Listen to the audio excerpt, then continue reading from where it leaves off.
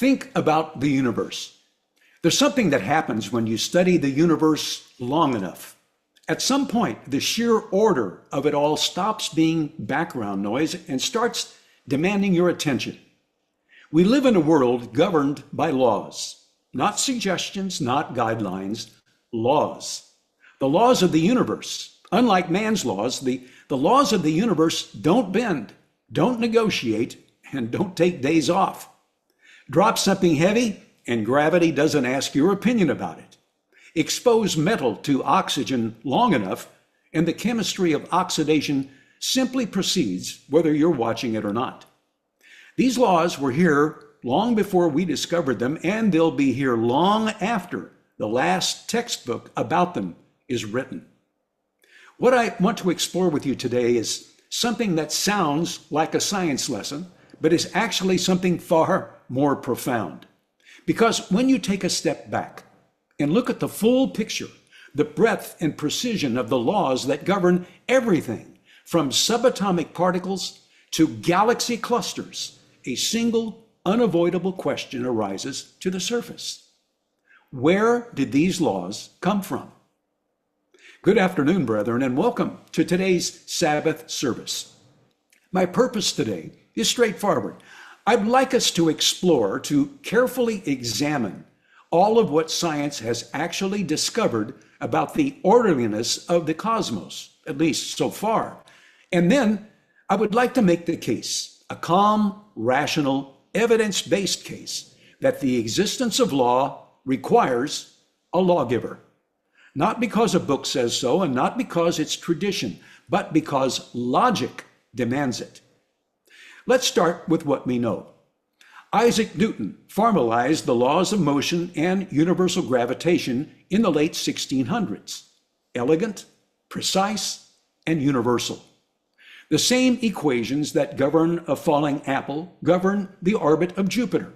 Now that's not coincidence, that's design. James Clerk Maxwell unified electricity and magnetism into 4 equations in the 1860s that still stand today. And from those equations, he predicted the existence of electromagnetic waves, including the speed of light, before anyone had ever measured them. Now, he didn't invent the relationship, he discovered it. It was already there, waiting. Then came thermodynamics, the first law. Energy cannot be created or destroyed, only transferred or transformed. The second law, entropy in a closed system tends to increase. Now, these aren't philosophical musings. They are the ironclad operating parameters of the physical universe in which we live. The 20th century gave us Einstein's special and general theories of relativity, laws governing the relationship between space, time, mass, and gravity. And then quantum mechanics arrived and changed everything we thought we understood about the behavior of matter at the smallest scales. Yet even quantum mechanics operates by laws. The Schrödinger equation, the Pauli exclusion principle, the Heisenberg uncertainty principles. Go further, the strong nuclear force holds atomic nuclei together against the electromagnetic repulsion of protons. The weak nuclear force governs radioactive decay. Both are exquisitely calibrated. If the strong nuclear force were even slightly weaker, atoms wouldn't hold together. If the slightly longer protons would fuse before stars could form. The range of acceptable values is razor thin. Now, I'm not a scientist. I don't understand all these things. Do you? Well, someone does. The lawgiver who gave them to us before we understood any of it. Biologists deal with laws too. Mendel's laws of inheritance, the double helix structure of DNA, and the way genetic information is encoded and transmitted with mind-bending fidelity. The laws of natural selection, even the rules that govern how proteins fold, which determine the function of every living thing, they all operate by chemical and physical law. And then there's mathematics itself. The fact that abstract mathematical structures dreamed up in the human mind with no reference to the physical world perfectly describe that physical world. Physicist Eugene Wigner called it the unreasonable effectiveness of mathematics. It's unreasonable precisely because there is no rational explanation for it, unless the universe was built on a mathematical framework by something that understood mathematics before matter even existed. Now, before we go further, I want to pause here and let that last thought breathe for just a moment, because what I just described isn't a new observation. It's one that was recorded thousands of years ago in the book of Proverbs by a man widely regarded as the wisest who ever lived. Please turn to Proverbs chapter 3, verses 18 through 20. Proverbs 3, 18 through 20. Do you recall what Solomon requested of God when the Eternal offered him the opportunity to acquire any gift, any attribute he desired? Solomon asked for wisdom, wisdom to lead God's people with righteousness and justice. God granted him that wisdom and much more. And Solomon, he put that wisdom to good use. He applied godly understanding to all that was around him. And he recorded these words, passed down to us, if we will only heed them. In this verse, Solomon wasn't writing a physics paper. No, he was making a declaration about the mechanism of creation itself. And the striking thing is how precisely it maps onto what science has since confirmed. Proverbs 3, verses 19 through 20. By wisdom, the Lord laid the earth's foundations. By understanding, he set the heavens in place. By his knowledge, the watery depths were divided, and the clouds let drop the dew. Read that carefully. Wisdom, understanding, knowledge. These are the instruments of creation according to Solomon. Not raw power alone, intelligent, ordered, purposeful design.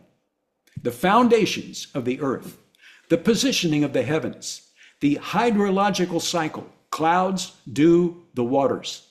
Solomon named in 3 verses the very categories that modern science has spent centuries trying to fully decode: geology, cosmology, and atmospheric physics. Solomon, he wasn't guessing. He was testifying to something he understood at a deeper level than the instruments of his age could measure. That behind the fabric of the physical world was not chaos, but wisdom. Not accident, but understanding. Not random chance, but knowledge applied with intention. That's not poetry pretending to be science. That's insight that has aged remarkably well. Now, here's where we slow down and think carefully. Laws, by definition, are not self-originating. A law requires 3 things: a source, a domain over which it operates, and consistent enforcement. Traffic laws don't write themselves. The laws of a nation don't emerge spontaneously from the pavement. They require an author with the intention that they be followed. The natural laws of the universe are fundamentally different from man-made laws in one respect. They are not violated. You cannot choose to opt out of gravity. You cannot vote to repeal the second law of thermodynamics. Their consistency and universality across all space and all time actually makes the case stronger, not weaker, for an intentional origin. Here is where the materialist worldview runs into serious trouble. If the universe arose from nothing, if the Big Bang represents the spontaneous appearance of all matter, energy, space, and time from a prior state of absolute nothingness, then you have to explain where the laws governing that expansion came from. You can't say the laws were present at the moment of the Big Bang without immediately conceding that something existed before the Big Bang, because laws are not matter. Laws are not energy. Laws are information. And information does not arise randomly. It never has. Not once in all of observable science has information spontaneously generated itself from a non-informational source. Now, this is not a religious argument. This is an information theory argument, a thermodynamics argument, and a logic argument, all arriving at the same conclusion. The universe doesn't just have laws. The universe obeys them with perfect fidelity across billions of light years and billions of years of time at every scale, from quarks to quasars. The precision required to set the initial conditions of the universe within the tolerances necessary for stars, chemistry, planets, and life to exist by the mathematics of probability beyond any reasonable attribution to chance. Short version, it just can't happen. Ever. Some in science deny this reality. They choose to metaphorically stick their fingers in their ears and say, la, la, la, la, I can't hear you. Yes, some reject logic and probability to reject God. But to their consternation, find they are still subject to his laws. But not all scientists are so hidebound. Astronomer Fred Hoyle, who was not a religious man, calculated the probability of life arising from random chemical interactions and concluded that it was comparable to, catch this, a tornado passing through a junkyard and assembling a fully functional Boeing 747 from the parts found therein. Think about that. He didn't become a Christian, but he had enough intellectual integrity to say flatly that his atheism had been shaken by the evidence. Another scientist said the probability of chaos, the Big Bang, producing order, what we observe in the universe, was equivalent to an explosion in a print shop producing the unabridged dictionary.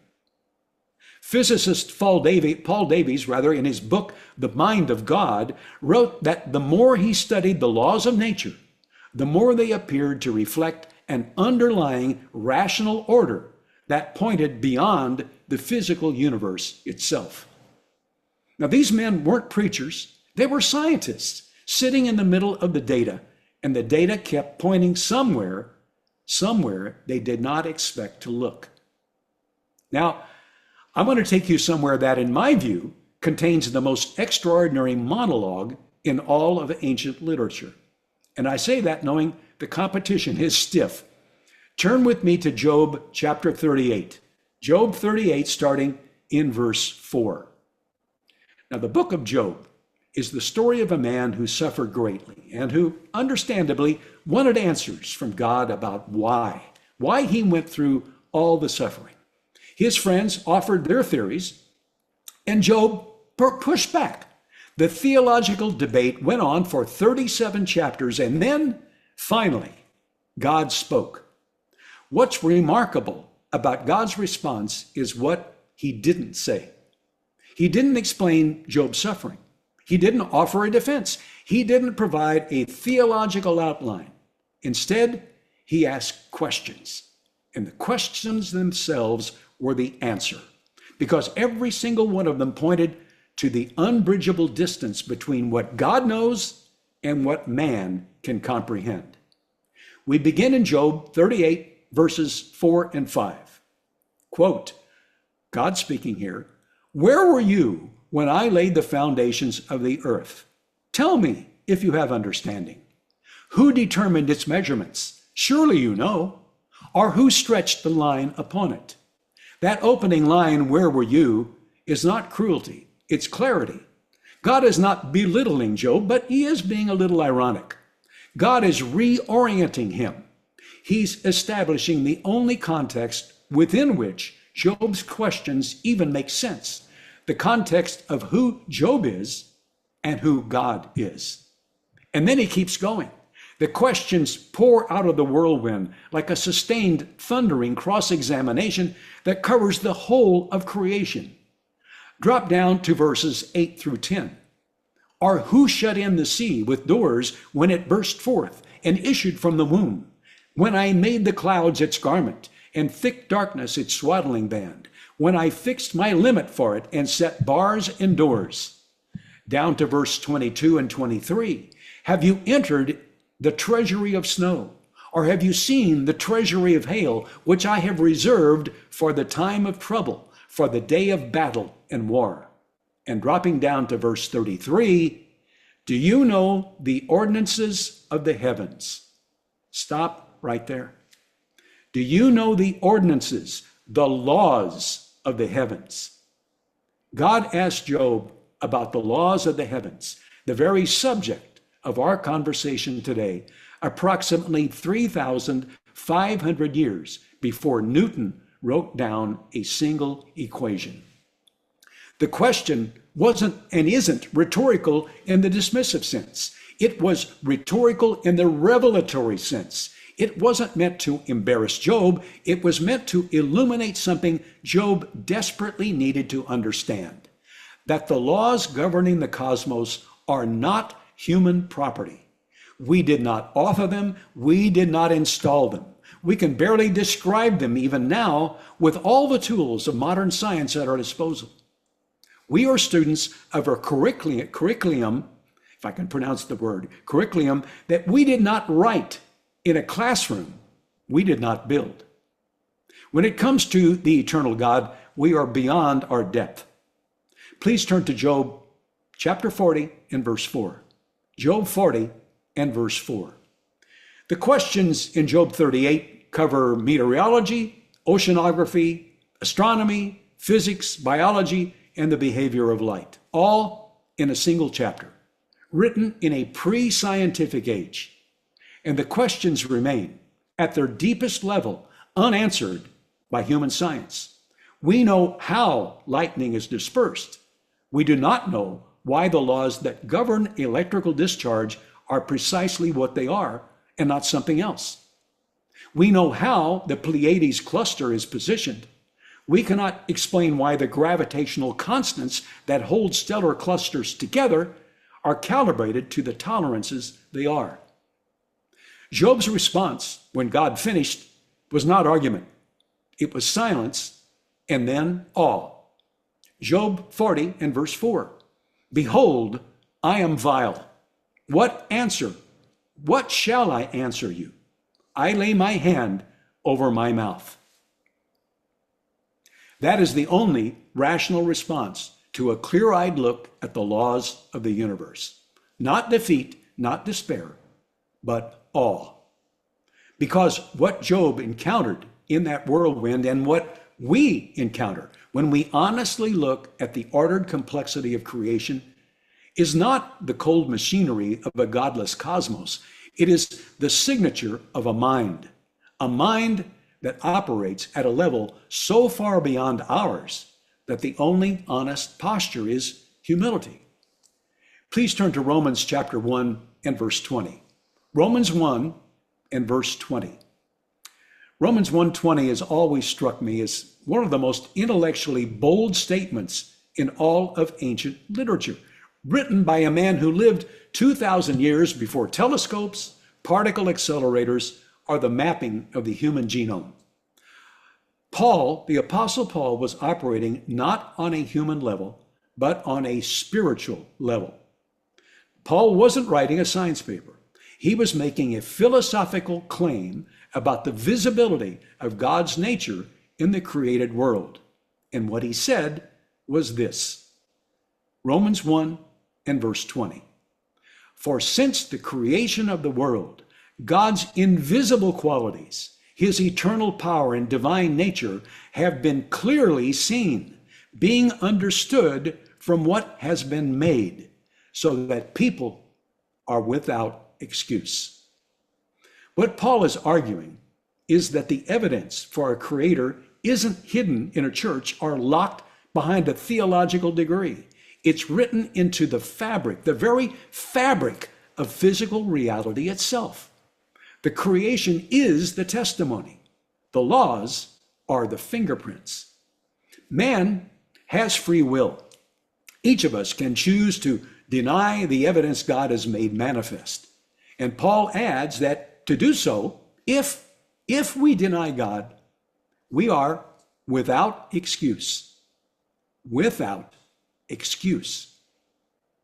2,000 years later, we have more sophisticated instruments to read those fingerprints. Electron microscopes, radio telescopes, CERN's particle colliders, the James Webb Space Telescope peering back toward the first moments of the universe. And the testimony hasn't changed. If anything, the picture has gotten clearer. Every law we discover is a sentence in a language that was written before we arrived. The universe isn't a chaotic accident. It's an authored reality. And authors don't accidentally produce coherent text. I'm not asking you to abandon your skepticism. I'm not asking you to check your mind at the door of a church. I'm asking you to do something actually harder than that. I'm asking you to follow the evidence wherever it leads, even when it leads somewhere unexpected. And if you allow God to lead you, the ultimate destination of that evidence is the truth. The laws of the universe are real. They are consistent. They are elegant. They are precisely calibrated to permit the existence of everything we know and love. They are written in a mathematical language that we didn't invent, only decoded. And they operate with a faithfulness and universality that has never once in all of recorded human history been interrupted. That's not the description of an accident. Somewhere in your life, there's probably a room or a workshop or a garage where you do your best thinking, where you've built something with your hands and stood back and looked at it and known in a way that required no argument that it didn't build itself.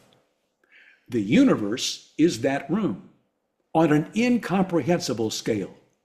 Solomon saw it in the foundations of the earth and the ark of the heavens. Job heard it in a whirlwind, in a voice that asked questions no man could answer. And he walked away changed, not broken. Paul saw it in the created world around him and called it self-evident testimony to the nature of God. 3 writers, 3 different centuries, 3 completely different life circumstances, and for all 3, the same conclusion. The laws are the evidence. The precision is the signature. The questions God asked Job are still hanging in the air. Do you know the laws of the heavens? And every honest scientist who has spent a career trying to answer them has, at some quiet moment, understood, perhaps, what Job understood. We didn't write the laws. We didn't set the foundations. We weren't there when the morning stars sang together. But we're here now, and that by itself is worth something. God does not change. He has created a universe governed by godly laws. Unlike traffic laws or other laws of men that can be routinely broken, God's laws are immutable. They cannot be disobeyed without consequences, usually fatal consequences. Our Creator has manifested himself before our very eyes, demonstrating his power and majesty through laws he has ordained. If only we have the wisdom and understanding to perceive it. May you employ the wisdom the Holy Spirit provides to those who seek that Spirit, who ask for that Spirit, that we might truly appreciate all that our eternal God has ordained on our behalf.